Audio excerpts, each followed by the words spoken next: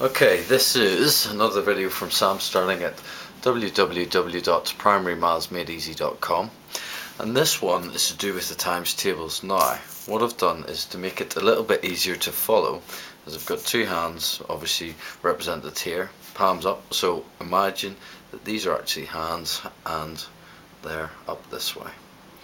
So this is for the tricky times tables, so your 6s, 7s and 8s, to help kids if they want to have a way to be able to work out what those times tables are.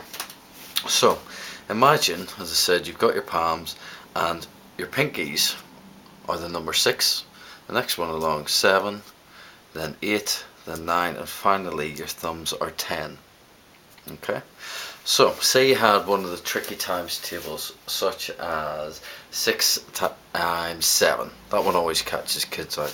What you would do in this scenario is you would actually put together a 6 from one side on one of your hands together with a 7 from the other side. So if I turn it around and actually connect those two up, so connected the 6 and the 7, which would look a little bit something like that on the real hands. So I've got the 6 and the 7. Now the way this works is that the two fingers that are touching are worth 10. So the 6 finger is worth 10, the 7 finger is worth 10, and any fingers that are below that are also worth 10. So altogether we've got 10, 20, 30. So the fingers around here are worth 30. Then above, what you do is you count the number of fingers that are above the fingers that are touching. So we've got 1, 2, 3 on this side, and we've got 1, 2, 3, 4 on this side, and you multiply those two numbers together. So remember, below we've got 30, and then we've got 1, 2, 3 times 1, 2, 3, 4, and 3 times 4 is 12. So then you add the 30 below with the 12 above, which gives you the answer 42, which is 6 times 7.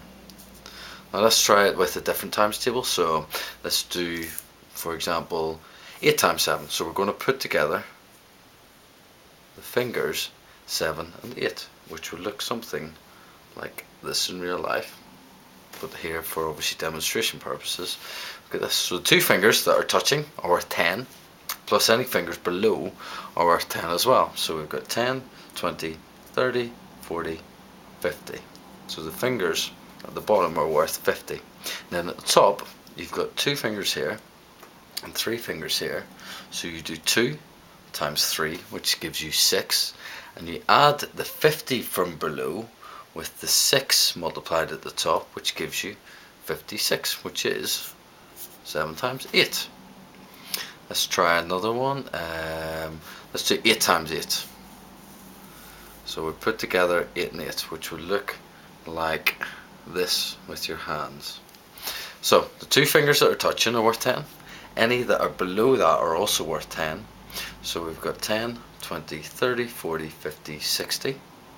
And then the numbers that are above the fingers that are touching, you times those. So we've got 1, 2, 1, 2, so 2 times 2 is 4. So add the 60 below with the 4 from above, which gives you 64. And we'll do one more. Let's do 7 times 7, square number.